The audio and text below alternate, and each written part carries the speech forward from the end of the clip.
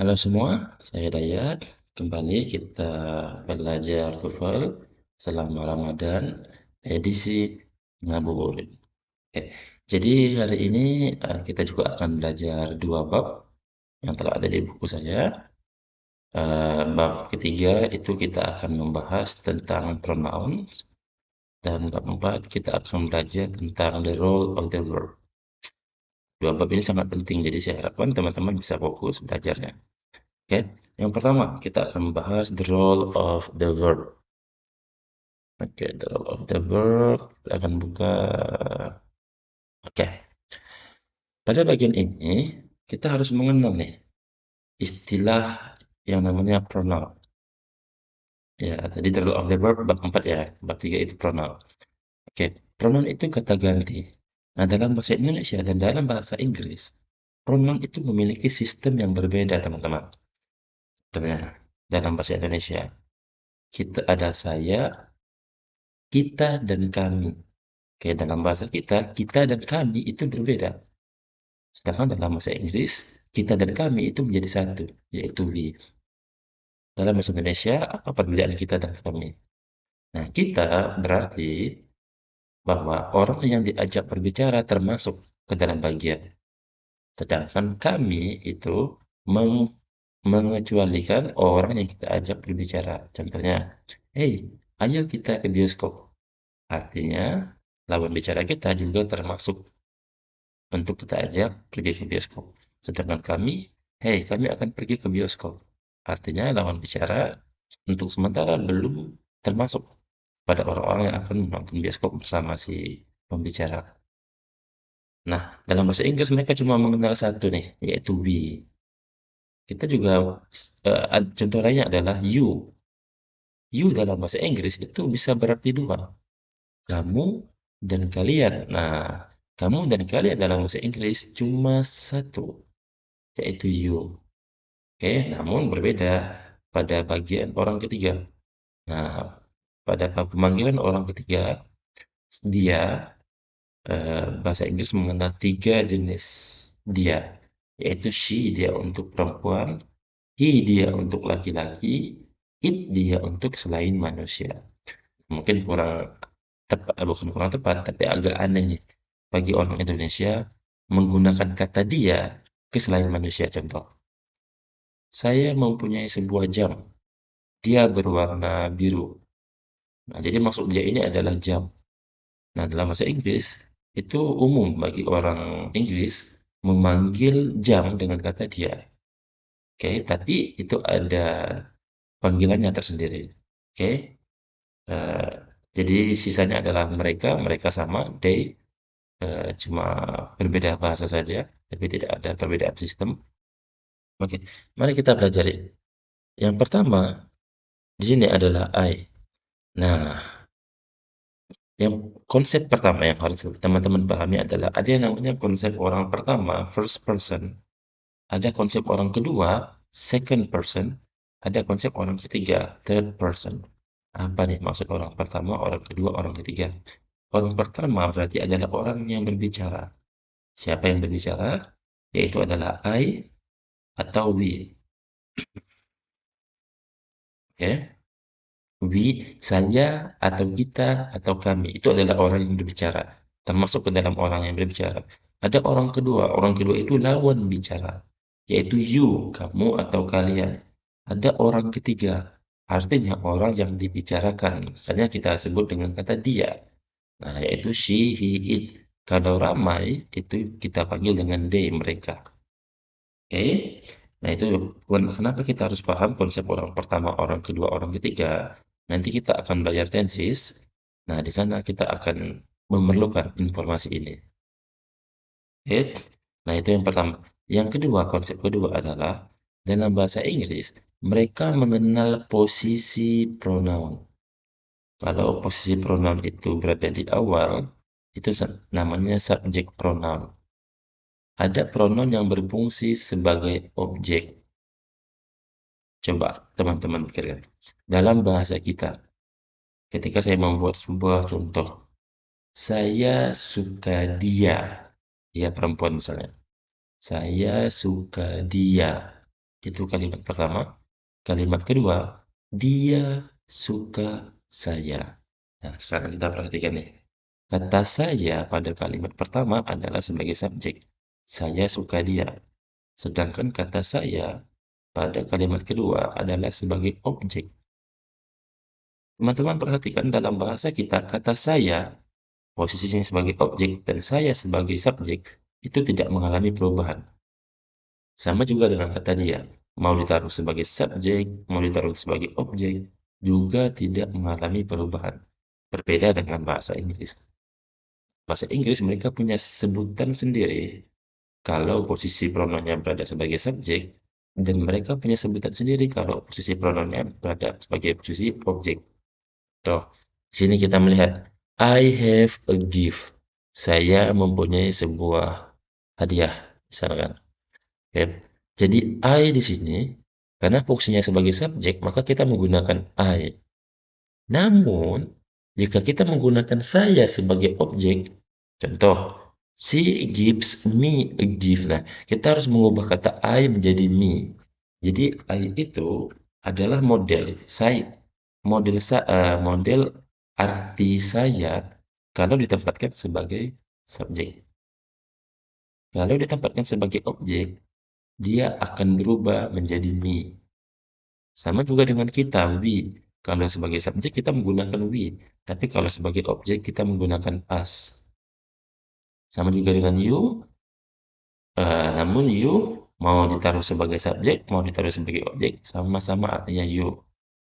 Kalau dia laki-laki, sebagai subjek itu adalah he, kalau sebagai objek dia adalah him.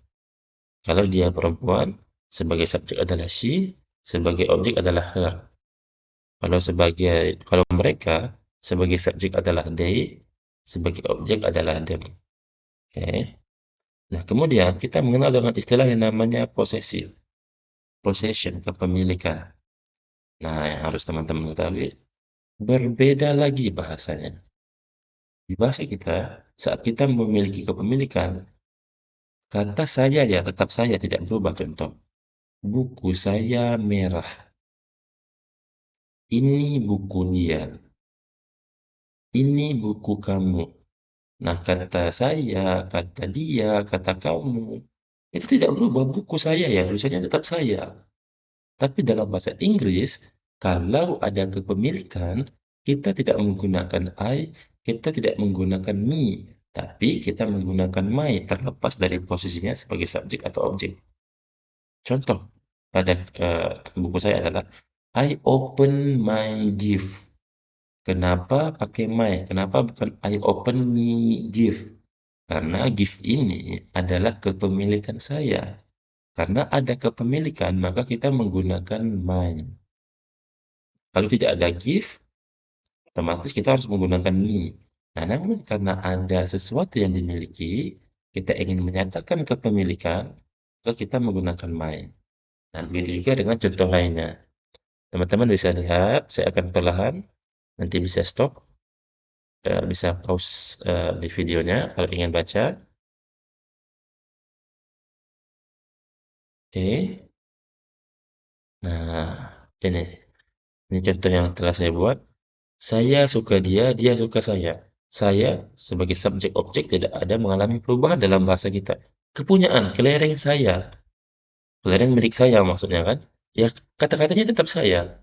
Tapi dalam bahasa Inggris di sini, saya yang bagian ini adalah I. Kalau saya sebagai objek adalah me. Saya sebagai kepemilikan adalah my. Oke. Baik, saya rasa itu materi untuk bab 3. Kalau ada pertanyaan jangan lupa taruh di kolom komentar, pasti akan saya jawab. Nah, ada latihan nih, tapi nggak usah kita kerjakan lah. Nah, ada bab 4. Ini bab paling penting bagi saya. Ini juga bab paling penting yang teman-teman harus kuasai nih. The role of the verb in English. Jadi begini, kata kerja itu adalah esensi sebuah kalimat dalam bahasa Inggris. Sangat penting. Oke. Nah, jadi sekarang kita harus mengetahui ini, apa sih peran kata kerja dalam bahasa Inggris. Coba teman-teman sebelum saya ajarkan, jawab soal 1 sampai 5 ini. Tentukan Yang mana kalimat yang benar, tentukan mana kalimat yang salah. Silakan teman-teman pause dari sekarang. Oke, jika sudah memiliki jawaban, maka sebelum kita menjawabnya, dengarkan penjelasan saya terlebih dahulu. Oke, oke. Jadi kata kerja dibagi menjadi dua nih. Ada yang namanya action verb, ada yang namanya helping verb. Berbeda dengan bahasa kita, kita tidak memiliki helping verb. Nah, apa itu helping verb? Nanti kita akan pelajari. Pertama adalah action verb. Action verb itu maksudnya adalah kegiatan sehari-hari, contoh makan, minum, terbang, menolong. Jadi go, sleep, help, visit. Semua yang bersifat kegiatan atau aksi itu adalah action verb. Nah, sedangkan helping verb itu adalah kata kerja bantu. Yang namanya kata kerja bantu digunakan hanya untuk membantu. Apa itu kata kerja bantu? Ada banyak, tapi yang paling yang akan kita bahas hari ini cuma is, am, are. Nah, saya yakin nih teman-teman pasti bingung kapan sih pakai is, am, are. Mungkin masih ada yang bingung, kok kadang pakai is, am, are, kok nggak pakai is, am, are, kok kadang kenapa I go, kenapa bukan I am go. Nah, maka kita akan bahas dulu konsep kalimat dalam bahasa Inggris, oke? Yang pertama harus teman-teman ketahui bahwa helping verb ini adalah meaningless. Meaningless artinya ya tidak memiliki arti, jadi hanya sekedar atribut sebuah kalimat. Nah, eh, kan di sini saya bisa jelaskan kapan action verb dan helping verb digunakan.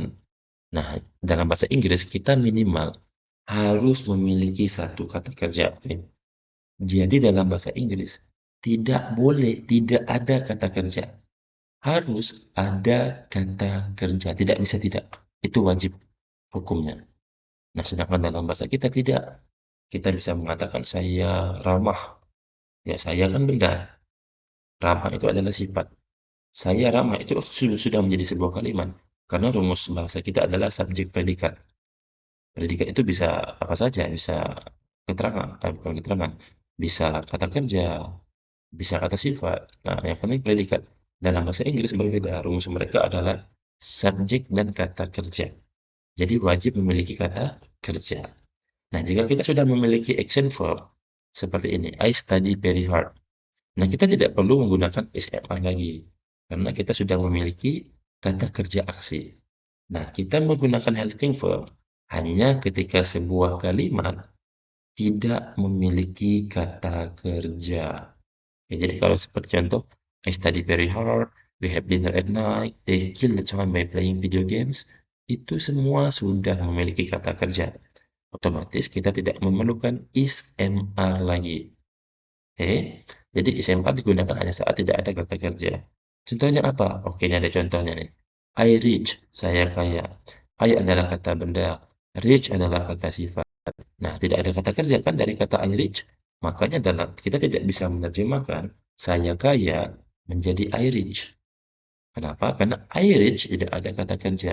Nah, karena tidak ada kata kerja, maka harus dibantu nih. Dibantu menggunakan kata kerja bantu. Nah, kata kerja bantu untuk I adalah am. Ada contoh lain bisa ke teman-teman lihat di sini. The water blue, air biru, water benda, blue adalah sifat. Tidak ada kata kerja, maka kita harus menambahkan is. Harus ada, ingat, dalam kalimat bahasa Inggris wajib ada minimal satu kata kerja. Oke. Nah, ini banyak contoh yang telah saya buat. Contoh lagi ini the fish in an aquarium. Ikan di sebuah akuarium. Nah, ikan itu adalah benda, akuarium adalah benda. Maka tidak ada kata kerja di sini. Karena tidak ada kata kerja, kita harus beri kata kerja bantuan. Nah, karena tidak ada kata kerja nih, ingat, makanya kita pakai kata kerja bantu. Jadi yang benar adalah the fish is in aquarium. Oke, oke, untuk kalimat negatif nanti saja kita pelajari.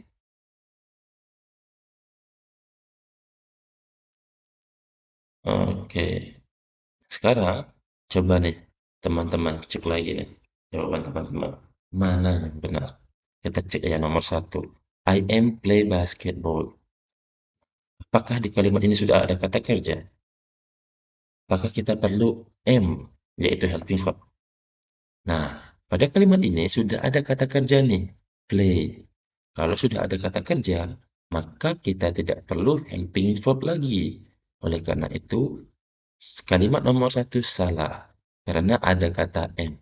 Seharusnya yang benar adalah I play basketball. Nah, ini ya. Oops, skip.